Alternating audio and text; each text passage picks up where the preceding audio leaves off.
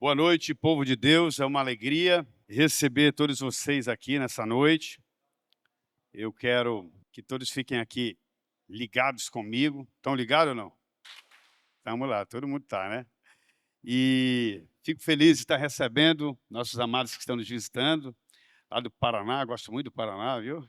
Qual é seu nome? Célio, gente boa. Legal. Eu queria, antes de começar a ministrar, que você tirasse um minutinho para falar com Deus. Você tem alguma coisa para falar com Deus?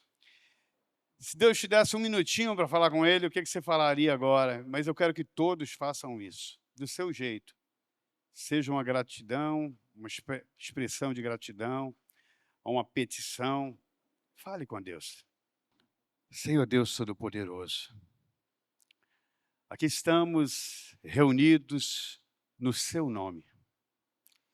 Esses homens deixaram talvez suas casas ou vieram direto do seu trabalho para cultuar ao Senhor. Nós queremos ter um encontro pessoal, especial contigo. Senhor, talvez nós não te conheçamos como o Senhor nos conhece.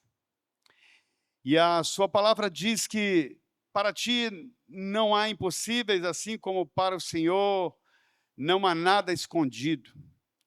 O Senhor consegue penetrar no mais profundo do ser humano. O Senhor sabe, talvez, a agonia, aquelas áreas que estão em ebulição na minha vida, na vida de cada um aqui presente. E eu quero pedir a tua ajuda nessa noite, Senhor. Eu quero pedir, Senhor Deus, a tua misericórdia e compaixão sobre cada um de nós.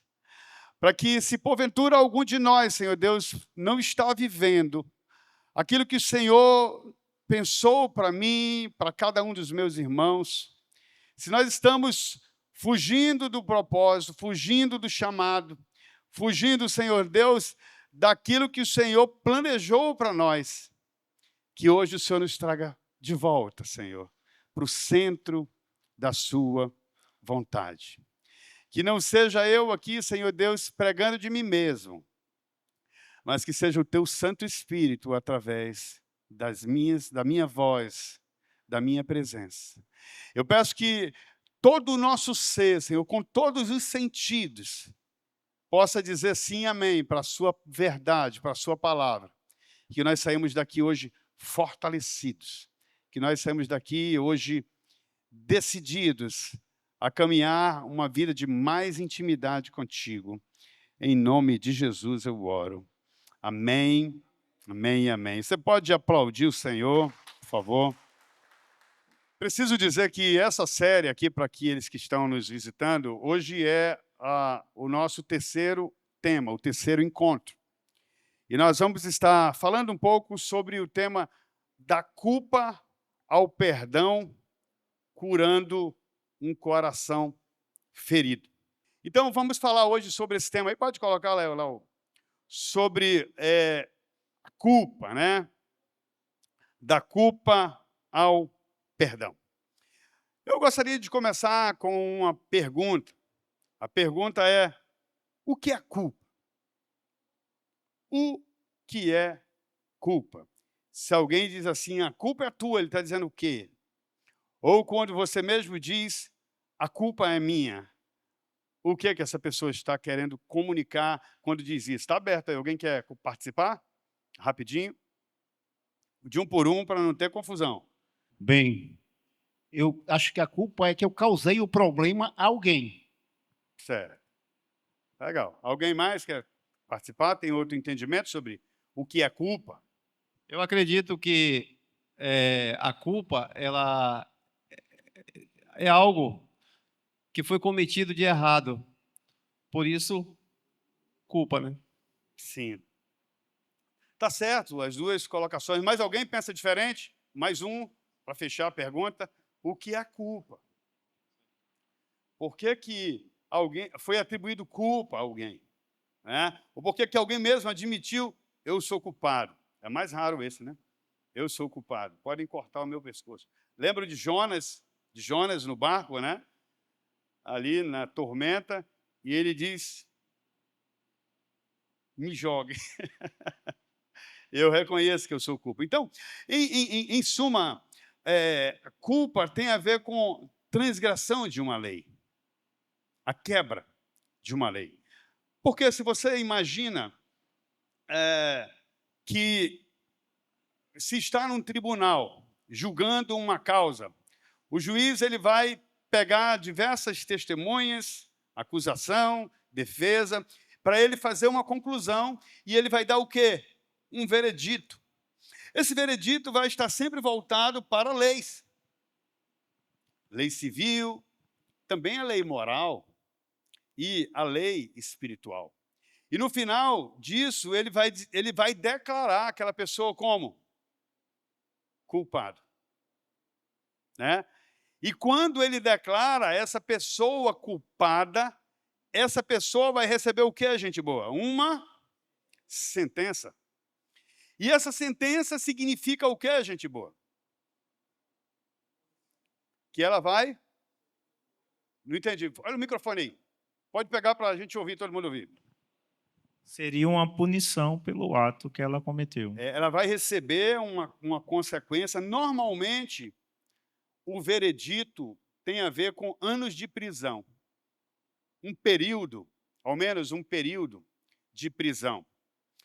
No entanto, existem alguns tipos de culpa em alguns momentos históricos da nossa vida que você não passa por todo um processo de um julgamento de um juiz formal, mas você chega também a um veredito.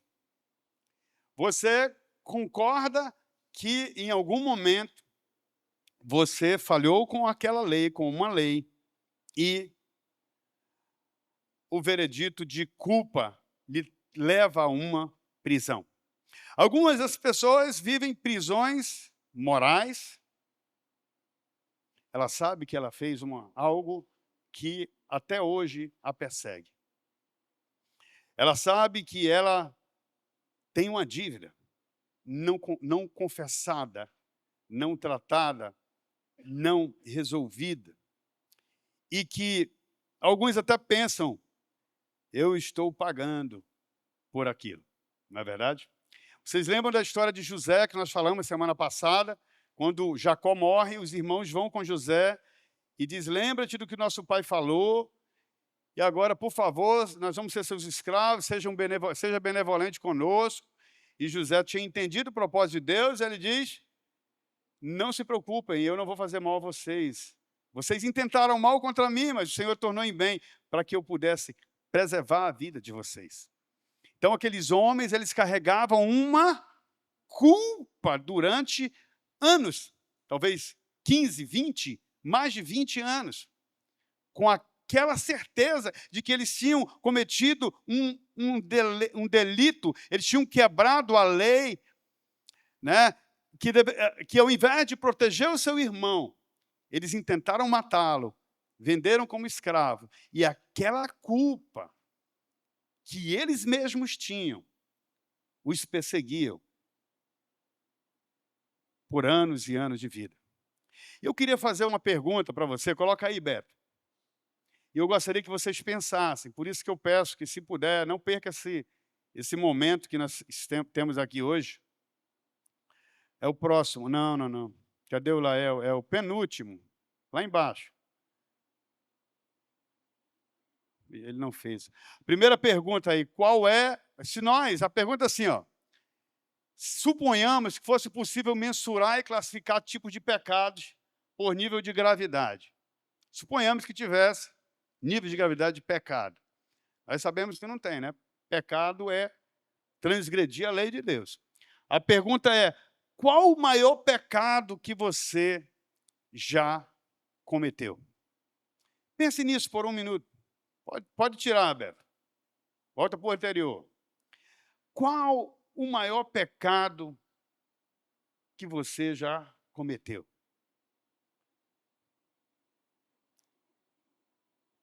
O que você fez lá atrás que você talvez viva com uma culpa consciente, ou você treinou, você aprendeu a ignorar a culpa e convive com aquilo como se fosse um tumor escondido ou um espinho na sua carne que você disfarça, mas ele está lá. Coloca o terceiro agora. Pula aquele lá das perguntas. Eu vou dar algumas sugestões. Só para... Não, lá embaixo, o último, eu acho. Aí. Alguns exemplos de coisas que talvez as pessoas vivam com um sentimento de culpa e, na dúvida, como tratar isso. Não consigo perdoar meu pai. Não consigo perdoar fulano de tal. Ou provoquei um aborto. Eu ajudei a matar uma criança. Seduzi a namorada ou a esposa de um amigo. Roubei algo importante para alguém e nunca confessei. Abuso a uma criança, cometi um crime, fui infiel à minha esposa por anos. Eu vivo uma mentira, sou viciado em pontinho.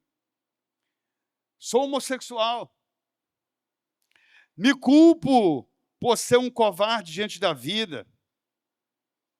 Fiz pactos de feitiçaria. Pode ser que não seja nada disso aí. Mas, se você carrega uma culpa, você precisa resolver isso. Eu digo para você que o preço que você paga para não resolver possivelmente seja maior, mais caro, do que você consertar o seu passado e experimentar uma vida livre de culpa, de acusação contínua. Você sabe que uma das estratégias do diabo mais repetida e, ao mesmo tempo, mais eficaz para quem anda uma vida de culpa é acusar Deus para você. Ele acusa Deus para você dizendo, está vendo? Aquilo não foi resolvido. E ele acusa você para Deus dizendo, olha aí aquele teu filho, lembra daquilo que ele fez?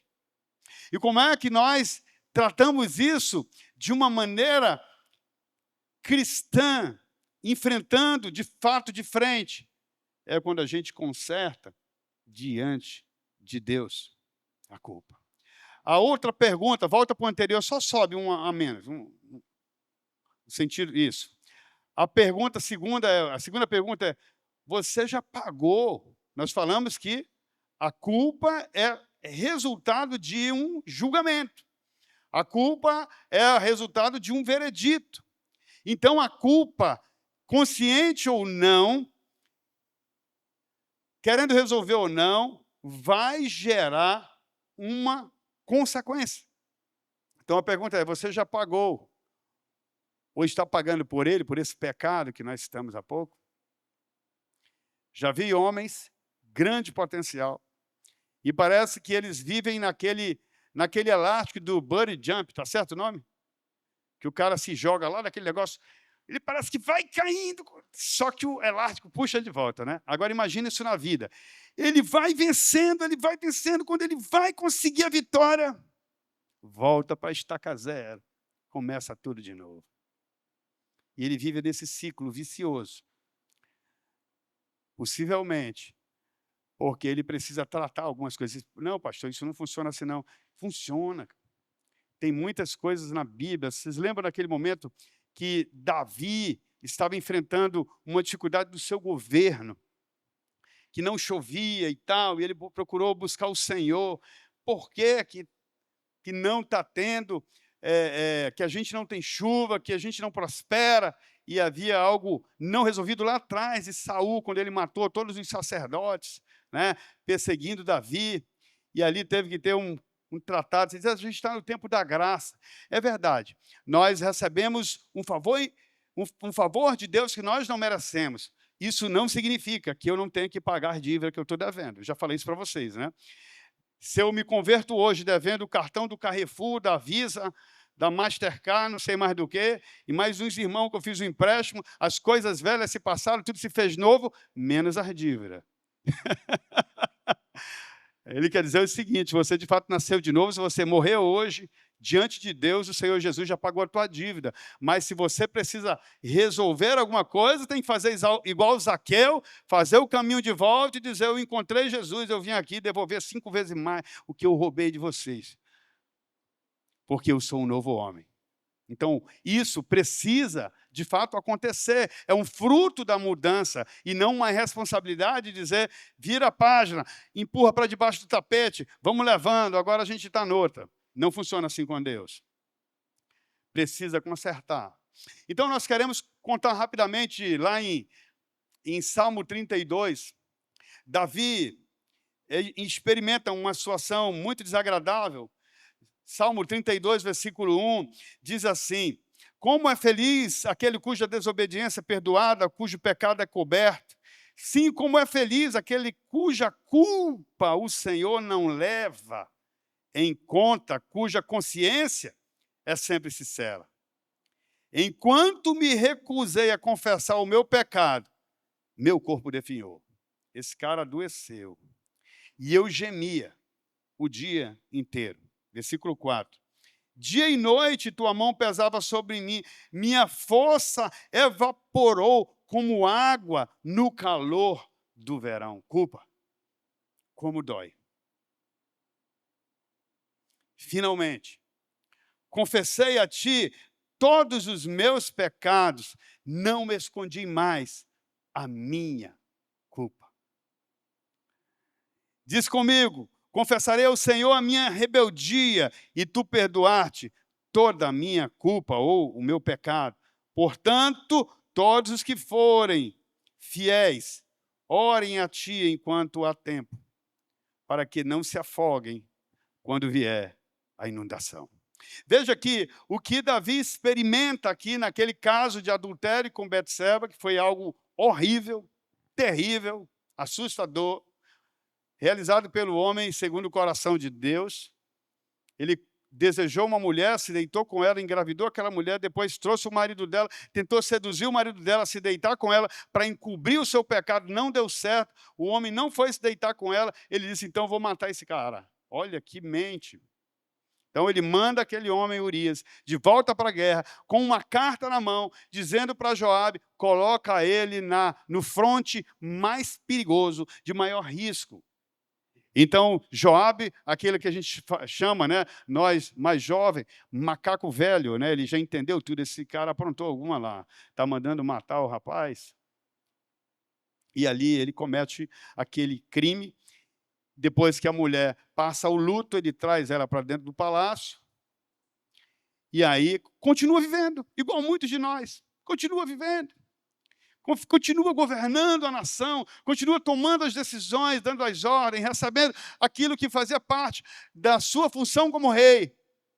Mas a culpa estava perturbando ele. E nesse momento ele escreve 2 salmos, Salmo 51 e os Salmos 32, que nós lemos agora há pouco.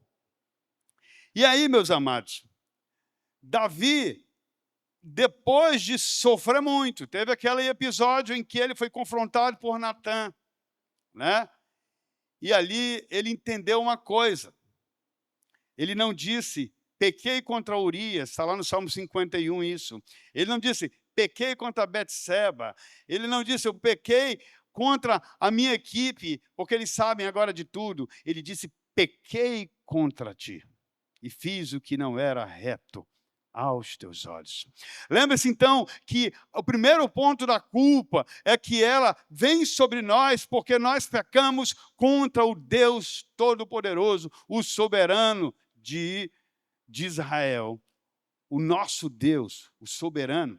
Você pode, de repente, não ser julgado pela lei civil, pela lei do nosso estado, do nosso país, mas a lei de Deus vai te acusar, porque dentro de você há a verdade de Deus, sendo cristão ou não. O cara sabe que coisas que ele cometeu, aquilo não é aprovado por Deus. Então, querido, A outra pergunta que eu quero fazer para vocês é: como lidar com a culpa? Agora eu vou abrir o microfone, eu quero aprender com vocês hoje como lidar com a culpa. Como é que você convive com a culpa? Rápido, Domingo, cadê o nosso microfone? Como é que se convive? Como é que você lida com a culpa? Eu lembro que alguns anos atrás nós tínhamos nosso encontro ali no auditório infantil, né? Quem é daquele tempo? E uma das noites que nós ministramos, no final uma pessoa me procurou, não era nesse formato, e ela tinha, esse rapaz, já um homem, tinha sido abusado quando criança por uma outra pessoa.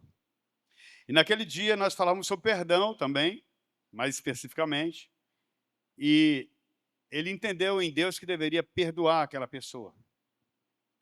E depois, quando ele me procurou, eu disse para ele: se você realmente quer confirmar esse perdão, peça a Deus que Ele vai mostrar essa pessoa. Ele vai fazer você encontrar essa pessoa. Na mesma semana, nós oramos. E eu disse, peça a Deus, nós oramos juntos naquele mesmo momento. E naquela mesma semana, ele encontrou a pessoa. E ele olhou no olho daquela pessoa e disse, fulano, eu sou, e disse o nome dele. Quando eu era criança, você abusou de mim, e eu quero dizer a você que eu te perdoo em nome de Jesus. Naquele momento, aquele homem depois me contou que foi como se rasgasse algo nele. E a masculinidade, o posicionamento dele em Deus foi completamente restaurado e fortalecido. Amém. Essa foi uma maneira, é uma maneira de lidar com a culpa. Por que eu falo isso, amados? Porque a culpa, ela está sempre ligada a sentimentos. É um sentimento. Você sente algo acontece dentro de você. Imagina uma pessoa que foi ajudar uma criança, um exemplo, tá? A subir uma escada. Isso é só um exemplo, não é um acontecimento. E sem querer, ele derruba aquela criança, sem querer, e aquela criança cai de uma altura, certa altura, e ela se torna tetraplégica, aleijada. Como fica a cabeça de uma pessoa dessa? Ainda que ela não tenha tido culpa, ela se sente como? Como? Culpada.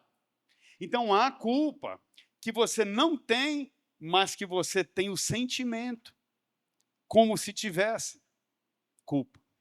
Bem como há também o sentimento, o contrário. Elas não admitem. Ela, de fato, digamos que ela derrubou aquela pessoa propositadamente e a pessoa ficou ferida. E ela não admite e nem se sente culpada. Existe também esse lado. Isso não significa que ela não é culpada, estão ligados? É importante entendermos esses conceitos. O fato de ela, nessa questão de sentimento, não se sentir culpada, não significa que ela não é culpada. A culpa vai levar a uma cobrança. Esses, por sinal, têm suas mentes cauterizadas de um modo que eles não têm temor, eles não têm compaixão, eles não têm, como a gente fala numa linguagem popular, e não têm pena daquela pessoa. Por isso ele não sente culpa. Ele comete certos delitos e ele não tem vergonha. Vou dar um exemplo. Como você se sente quando você chega no lugar, você está apressado, só tem a vaga de idoso. E aí você estaciona o seu carro na vaga de idoso. Quantos sentem culpa? Eita, todo mundo. Alguns sentem culpa. E quantos não sentem? Pode levantar, a gente está aqui se tratando. Eu tiro o carro. Ou então, se for uma coisa muito urgente, e eu estiver com a minha esposa, a gente tem um filho especial, eu fico no carro olhando. Se eu estiver atrapalhando o trânsito, porque se precisar eu tiro, porque aquela vaga, não, aquilo não é. Mas mesmo assim eu tenho um incômodo. Mesmo assim eu tenho culpa, porque há uma lei no nosso interior que diz isso é errado, cara. Isso é errado. E aqui eu abro um parênteses, futuramente, quando eu me candidatar, se o Zeca me ajudar, eu vou me candidatar, e aí eu vou criar a vaga para jovens, para nós jovens, né, que só tem para os idosos, para o Zeca, né, Charlie? E para e para nós jovens não tem, né? Estou brincando. Então, olha aí, o Thiago, né? Tá certo. Então, olha só, eu queria soltar um vídeo, Lael, porque há pessoas que elas vivem com sentimento de culpa, mesmo não tendo culpa. Então, elas tentam pôr uma cobrança, algo que vem sobre elas como uma dívida. E elas, então, se movem como se estivessem devendo, mesmo não tendo dívida. Conseguiu, Léo? Ela está limpando o banheiro. Quem? A Daisy E daí? está limpando o nosso banheiro. E aí? Oi. Oi? Onde arrumou isso? Numa caixa, no armário, marcado J. Ah. Olha, por que é que tá limpando o banheiro? Eu limpo. É isso que eu faço. Eu fazia a comida e a limpeza para minha mãe. Tá bom. Tá, olha. Me dá isso aqui. Escuta. Não tem que fazer nada disso aqui, tá bom? Minha mãe dizia que é assim que se ganha amor. Hã? Mas você não me disse que não tinha família? Não tem. Ela morreu. Eu sinto muito e, olha, vai me desculpar, mas sua mãe não sabia o que estava falando. Você ama as pessoas porque ama. É simples assim. Então, essa moça, ela trazia na sua história uma culpa por algo que aconteceu com a sua mãe e ela sentia o tempo todo que ela devia. E para ela, então, ser admirada pelas pessoas, para ela receber amor, ela tinha que fazer limpeza, mesmo que não pedisse. Porque ela acreditava que aquilo ia fazer com que ela conquistasse a atenção das pessoas. Olha onde vai. Agora, você imagina que isso pode ter diversos desdobramentos, inclusive com favores sexuais. Crianças, mulheres, homens. Porque a culpa é tão grande, ele se cobra tanto, e ele não sabe o caminho para resolver, e se sentem culpados, mesmo não tendo culpa. E veja, muitas de nós, talvez convivamos com uma experiência dessas, ou outra experiência diferente de um acidente, algo talvez que só você e Deus sabe. Sim, sobre isso eu quero dizer para você que nada está oculto aos olhos do Senhor. Então, não adianta tu esconder. E o processo, agora eu vou falar, o nosso terceiro tópico é, eu perguntei o que é culpa, como você lida com a culpa, e agora, como a culpa é tratada. Estão ligados, não? Então, como que nós vamos tratar a culpa biblicamente? Aí eu vou pedir que os meus queridos lá deixa no Salmo 32, versículo 1. E eu vou usar esse texto para nós, através da experiência de Davi, avançarmos nesse entendimento. Então, a primeira coisa que nós vemos no processo de culpa é que ele diz que a pessoa que vivia infeliz, no caso era ele diz como é feliz aquele cuja desobediência é perdoada. A culpa quase sempre é consequência de sempre é consequência de pecado. Porque tem a culpa que você atribui a si mesmo, mesmo não sendo culpado. Também é um pecado. Não é? Porque Deus não te julga pelo que tu não fizesse.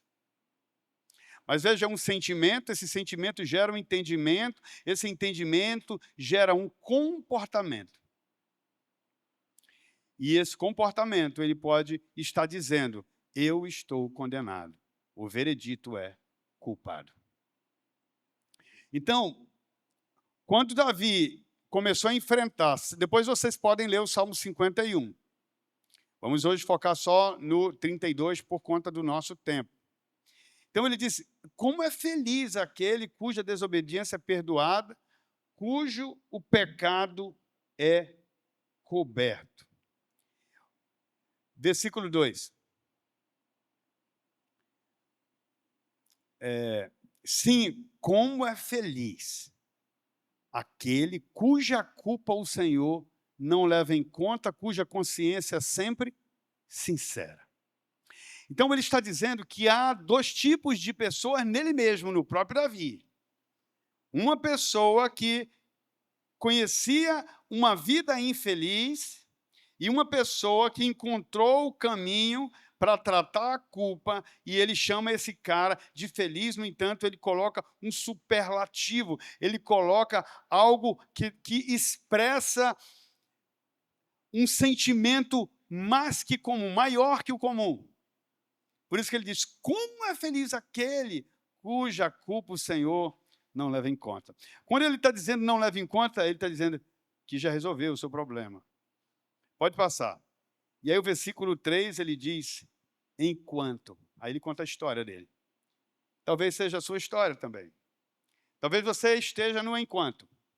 Talvez você ainda não está experimentando os 2 primeiros versículos. Você ainda não tratou a culpa. Então ele diz: enquanto eu me recusei a confessar meu pecado, o meu corpo definhou e eu gemia o dia inteiro. O primeiro ponto que nós vemos é que ele se recusava a confessar. Estão ligados? E interessante que entre nós, seres humanos, especialmente nós homens, mas isso é para qualquer um, mas os homens de um modo especial, sempre paramos nesse ponto. Nós nos recusamos a confessar, porque se a culpa é um pecado, esse pecado precisa ser o quê? Confessado. Esse pecado precisa ser reconhecido. Esse pecado precisa ser dado um nome para ele. E Davi segue, então, dizendo: enquanto eu recusei a confessar o meu pecado, o meu corpo definhou. Eu gemia o dia inteiro. É uma dor, meus amados, sem ferida, sem ferimento, sem corte. É uma dor na alma. É uma dor profunda. Então, o que o levava a manter esse estado de não confessar? A rebeldia. Pode passar. O próximo, por favor. Então, ele, na rebeldia, ele vivia com aquela culpa, com aquela memória, com aquele histórico sobre ele, uma carga, não, uma sobrecarga. E ele dizia, dia e noite, a mão de quem pesava sobre ele? Do juiz? Do Xandão? Não pode falar, né? Do juiz? A mão do Todo-Poderoso. A mão do pastor, do profeta? Não, era a mão do Todo-Poderoso. Dia e noite a tua mão pesava sobre mim. A minha força evaporou como água no calor do verão. Pode passar.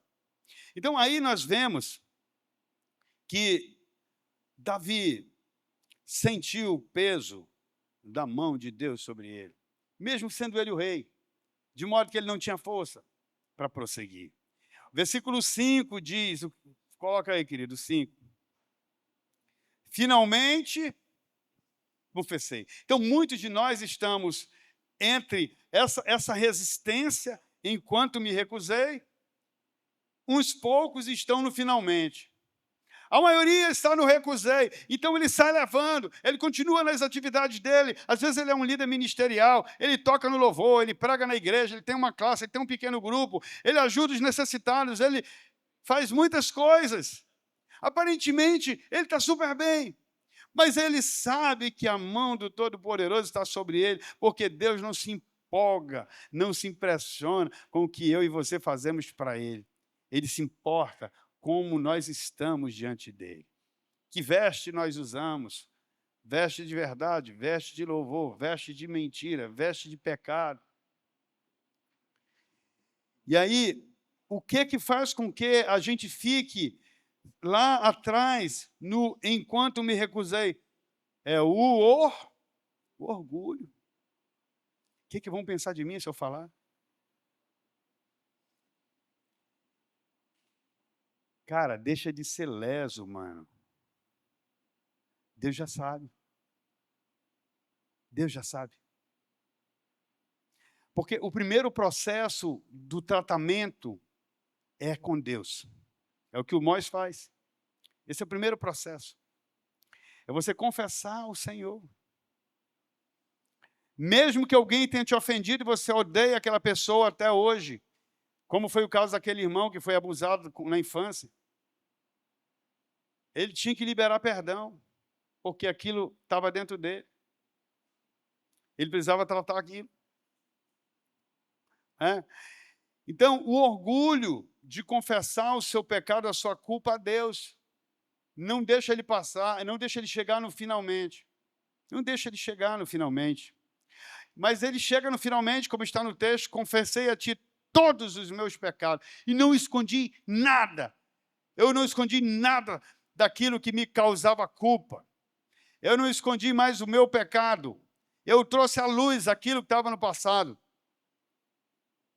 Ontem eu estava com um sentimento muito ruim sobre uma coisa. E eu confesso para vocês que aquele homem mau que há dentro de todos nós, eu não queria falar com Deus sobre aquele assunto, porque parecia fraqueza na minha parte. Não era nada demais, mas foi um sentimento, um julgamento. Então, quando eu cheguei com o Senhor, eu disse, Senhor, eu quero dizer para o Senhor que eu senti isso naquela situação. Eu pequei contra ti. E eu comecei a chorar diante de Deus. Olha como era uma coisa sutil. Parecia que não era nada. E, gente, quando eu abri meu coração para o Pai, eu comecei a me sentir seguro, não mais me acusando, não mais numa expectativa do que vão fazer, do que vai acontecer. Eu comecei a descansar no Senhor. E não estar carregando aquela culpa, aquele sentimento, às vezes, um sentimento como o vídeo que nós vimos, um sentimento de rejeição, aí o cara quer compensar de alguma forma. Ele tem que resolver primeiro com Deus. Então, o primeiro ponto para tratar a culpa é confessar ao Senhor os nossos pecados. Confessei ao Senhor os meus pecados. Salmo 51, ele fala isso. Ele fala detalhadamente isso aqui que eu estou falando. O próprio Davi, no outro salmo, sobre o mesmo acontecimento.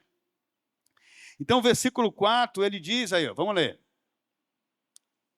Volta no 4. Dia e noite... Ok, pode passar. É os 4 e 5, agora o 5, né? Finalmente confessei a ti todos os meus pecados e não escondi mais a minha culpa. Diz comigo, confessarei ao Senhor a minha rebeldia e tu perdoastes toda a minha culpa. Então, o processo que parece ser tão difícil, ele requer uma atitude, uma decisão de confiar a Deus, a tua vergonha. Pode você ter sido a vítima, ou você pode ter sido o algoz e ter causado uma vítima. Porque enquanto isso não acontece, a coisa pode piorar. Olha o que ele vai dizer aqui. Pode passar. Portanto, todos que forem fiéis, orem a ti. Então, como é que a gente começa, gente boa? Orando. Orando, Domingos. Contando a história do seu irmão adotivo. Lembrando dela. Enfrentando a memória. Enfrentando a situação, colocando diante de Deus. A verdade, mesmo que você tenha sido culpado ou tenha sido um acidente, mas se você tem o sentimento, você tem que levar ele ao juiz, ele é o justo juiz. E ele vai resolver a sua culpa.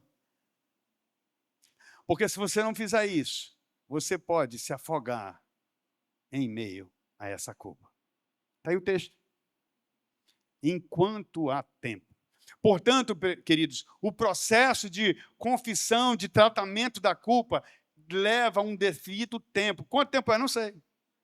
Deus é misericordioso, mas chega uma hora que vem o juízo. Isso tudo que você vê aí é um prenúncio do juízo, para que você tome uma atitude e conserte com Deus. E ele diz que se não tratar você pode ser afogado pelas consequências da culpa do seu pecado. Então, o primeiro ponto é que a culpa deve ser tratada com confissão a Deus. Não é com a pessoa ainda, é com Deus. Você precisa tratar com Deus, porque você pecou contra Deus, primeiro. É por isso que eu brinco aqui com vocês, e falando sério, dizendo que eu não sou, primeiro, fiel à minha esposa. Primeiro que ela não sabe o que eu faço quando eu estou lá no meu computador sozinho, de madrugada, de noite. Quando eu estou na rua, que passa uma mulher bonita, que olha para mim, vê um homem jovem igual eu, os cabelos nascendo, né? Ela não sabe, mas o meu pai está vendo tudo. E eu não posso decepcioná-lo. Eu não sou louco de decepcioná-lo. E aí a minha esposa ganha na consequência, e ela pensa do mesmo jeito. Porque como eu sou fiel a ele, consequentemente eu sou fiel a ela. Como ela é fiel a ele, consequentemente ela é fiel a mim. E a mesma coisa com você. Por isso que a confissão, o tratamento, é primeiro com o Todo-Poderoso, o Soberano. Veja, mas diante de você vai estar duas opções. Preste atenção. Primeira opção é confessar, como eu acabei de dizer, essa é a primeira. Na ordem nossa, normalmente ela não é a primeira. Mas no processo de Deus, ela é a primeira, confessar. A segunda é negar a culpa. É negar que é culpado. Se você não confessa, não tem perdão. Como você vai ser perdoado de algo que você não confessa, que você não enfrenta? Então, 1 João 1,9 diz, se confessarmos os nossos pecados, ele é fiel e justo para nos perdoar e nos purificar de toda a injustiça. Então, veja, Deus não perdoa quem se sente que está certo. Deus não perdoa quem pecou, mas não tem um sentimento de culpa. Ele acha que ele que é a vítima. Você vê o que está acontecendo hoje no nosso país, que o infrator, ele é assim por causa da sociedade. Então, se o cara rouba, ele não pode ser punido, porque ele roubou por causa da sociedade. E onde é que está a autorresponsabilidade? Onde é que estão os padrões morais, os princípios de comportamentos sociais? O que é meu é meu. E não é porque alguém roubou que eu tenho que... Ele é vítima da sociedade. Olha que mentalidade maligna. Mas isso está se espalhando. Tem vários juristas que pensam assim. Mas nós nos guiamos pela palavra de Deus. Ela é a nossa lei suprema. A palavra de Deus, para nós cristãos, ela é a nossa norma, é a nossa Constituição. É por ela que nós nos movemos. E nós não prejudicamos a ninguém. Porque a palavra de Deus, ela se move pela justiça. E não pela injustiça. Então, se a pessoa é estimulada a não confessar o seu pecado, a não corrigir, ela vai se afogar e não vai demorar muito. Quem está dizendo isso? Está com mau presságio? Não, é a palavra de Deus. É uma escolha. Romanos 3, 21 e 22, diz assim, agora, porém, conforme prometido na lei de Moisés, e nós, profetas, Deus nos mostrou como somos declarados justos diante dele, sem as exigências da lei. Somos declarados justos diante de Deus por meio da fé em Jesus Cristo. Isso se aplica a todos que creem, sem nenhuma distinção. Mas é óbvio que eu estou pegando aqui um texto específico. No entanto, no contexto disso aqui, você vai entender que essas pessoas, elas foram regeneradas. Elas já confessaram os seus pecados, por isso, elas foram justificadas. Então, se, como nós vimos, a culpa é um sentimento, e esse sentimento pode pode comunicar com você que você é um culpado mesmo tendo sido um acidente, assim como pode comunicar para você que você causou, mas você não se sente culpado, isso não te tira a culpa. Quando nós entregamos de fato, a nossa culpa, o nosso pecado em confissão ao Senhor, reconhecemos que somos pecadores e levamos a Ele, e Ele leva a cruz, Ele paga pelos nossos pecados, Ele nos justifica. Nós somos justos diante de Deus. Por isso, meus amados, que nós precisamos viver uma vida de confissão todos os dias. Uma oração que eu faço. Cria em mim, ó Deus, um coração puro. Renova dentro de mim um espírito reto. Eu oro isso várias vezes por dia. Salmo 19, que as palavras dos meus lábios, que o meditar do meu coração seja agradável na tua presença. Porque só o Senhor vê o que está no meu coração enganoso. Nós precisamos viver uma vida de confissão. Veja, um dos problemas que nós vivemos na nossa sociedade é que nós somos estimulados a entender assim, você tem que se auto-perdoar. Domingos, você tem que se perdoar, domingo, por causa do seu irmão. Irmão, quem é você para se perdoar, varão? Não existe princípio na Bíblia sobre auto-perdão. Não existe. Biblicamente, não existe. Inclusive, eu li a história de uma moça que ela casou, lá no primeiro ano de casada, ela era estudante de direito, ela engravidou. Quando soube que estava grávida, ela ficou pensando, o que é que eu vou fazer na minha carreira agora? Como é que vai ser se eu fosse mãe? Como é que vai ser agora eu me tornar mãe? Então ela toma uma decisão sozinha, sem comunicar ao marido, e pratica um aborto. Quando o marido soube daquela decisão que ela fez sozinha, ele abandonou a mulher e pediu divórcio, porque ele não aceitou aquilo. Passou-se o tempo, aquela mulher se converteu. E ela confessou a Deus o seu pecado. Mas depois ela disse para si mesma em uma confissão que ela sabia que Deus a tinha perdoado, mas ela não se perdoava. Estranho isso. Porque biblicamente não existe um auto-perdão. Não existe um auto-perdão. Na Bíblia tem dois aspectos de perdão. Efésios 4:32, pode colocar para mim. Aquilo que nós chamamos do perdoar um ao outro. As pessoas perdoarem. Ele diz assim, em vez disso, sejam bondosos e tenham compaixão uns dos outros, perdoando-se um ao outro, né? Como Deus os perdoou. Então, o perdão, ele é concedido entre pessoas. A gente fala isso que num relacionamento horizontal, na sociedade, na comunidade cristã. E o outro é no sentido horizontal, ali, como Deus os perdoou em Cristo. Nós lemos ainda agora lá em Romanos. Preciso voltar lá. Romanos 3, 22, 21 e 22, nós lemos há pouco.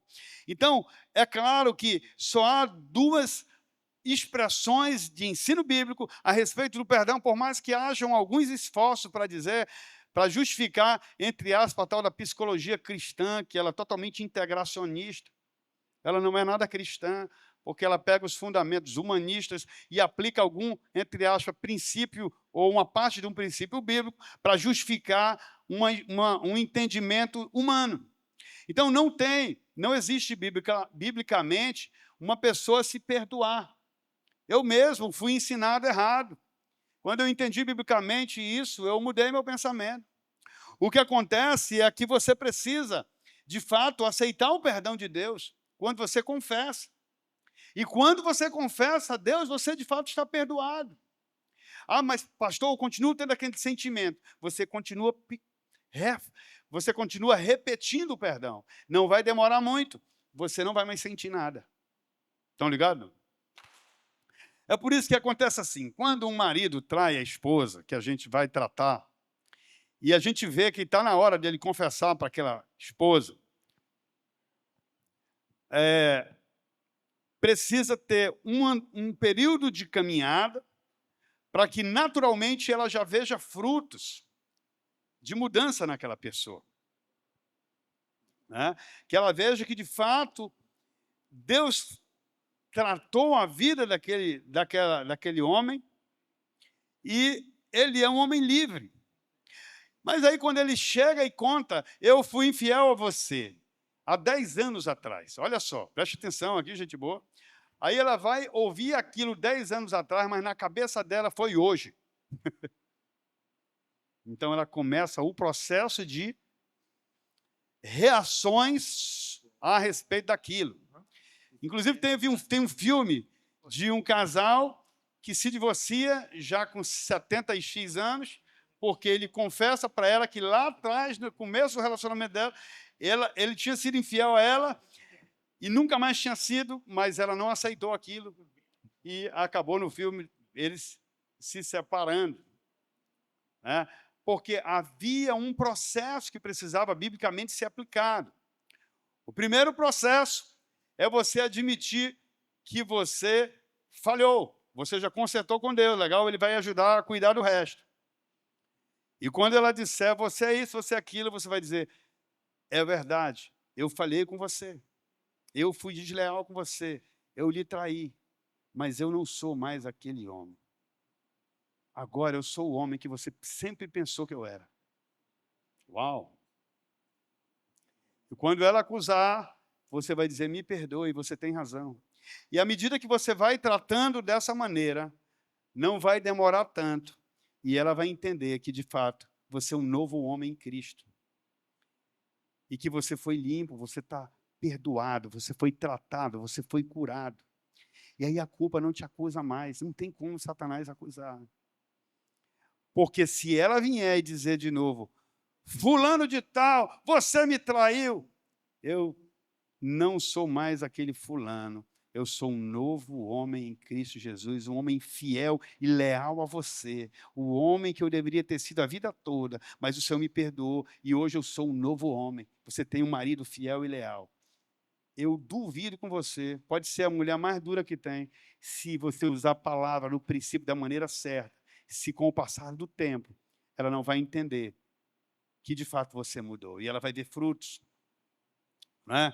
Então, queridos, essa moça que diz que ela não se perdoava, por mais que ela acreditasse que Deus a perdoou, na verdade ela estava com um sentimento errado, com um entendimento errado, com uma mentalidade a respeito do princípio de Deus errado. Porque não existe auto-perdão. Ela não pode dizer, eu não me perdoo. Imagina, raciocinem comigo, quem sou eu, Charles, tu que é mais velho do que eu dizer que Deus me perdoou, Deus, o Todo-Poderoso me perdoou, mas eu não me perdoo. Meu Deus, estão ligados? Se Deus é aquele que pode me condenar e me destruir por conta do meu pecado, mas eu confessei a Ele, eu coloquei o sangue de Cristo diante de mim, o Senhor não vê mais o pecado, Ele vê o Filho dele na minha frente agora e não mais eu mesmo. E eu digo que eu não me perdoo. Esse crente está com algum defeito grave de fabricação de entendimento, né? Então, quando nós confessamos a Deus, é Ele que nos perdoa. E eu não preciso esperar cair em mim um sentimento de que me perdoa, eu preciso apenas viver como um perdoado. E dizer, quando alguém me acusar, seu ladrão, você é um ladrão. Opa, eu fui um ladrão. Eu fui perdoado, eu sou um novo homem. Eu não mexo nas coisas alheias, eu já entendi isso. Eu falhei lá atrás, mas eu confessei o meu pecado ao Senhor. Eu não roubo ninguém. Eu sou um homem íntegro. Aquele homem morreu. Aqui está um novo homem. Estão ligados? Lembram de Filemon, da carta de um capítulo? O escravo falhou com o seu senhor, fugiu, foi encontrar com Paulo, e lá na prisão Paulo ganha ele para Jesus, e Onésimo, né, é realmente transformado. Naquela lei, a culpa gerava uma sentença, qual era? Morte. Então Paulo manda uma carta para ele, dizendo, aceita, e se tiver alguma dívida, coloca na minha conta. Mas agora ele não é mais aquele ladrão, ele não é mais aquele transgressor, ele não é mais aquele escravo que saiu daí, está voltando um novo homem. Está voltando um homem curado, sem culpa. Um homem que não é mais um transgressor. Então, querido, lembre-se, você peca primeiro contra Deus. Aquela pessoa, sua esposa, o seu patrão, o seu pastor, o seu líder, o seu amigo, não sei, ou aquela criança, ou aquela mulher, aquele homem, ele recebeu uma consequência do seu pecado. Urias recebeu uma consequência do pecado, mas Davi disse: pequei contra ti. Eu quebrei a tua lei. Eu preciso do perdão e da graça. Então, não diga mais que você não se perdoa. Porque se você disser isso, você está dizendo que você é maior do que Deus. Talvez você jamais tenha de fato se arrependido, se você pensa assim. Você não mudou o seu comportamento. Essa é uma hipótese. Ou talvez você não aceita que Deus é o Todo-Poderoso, que Ele é santo, que Ele é zeloso, que Ele é contra o pecado, mas a favor do pecador. Que Ele espera que você e eu apenas nos arrependamos e passamos a crer na promessa que Ele diz: se confessar o pecado, o Senhor é fiel e justo para perdoar. E aí você poderá se apropriar ou não das promessas que envolvem o perdão.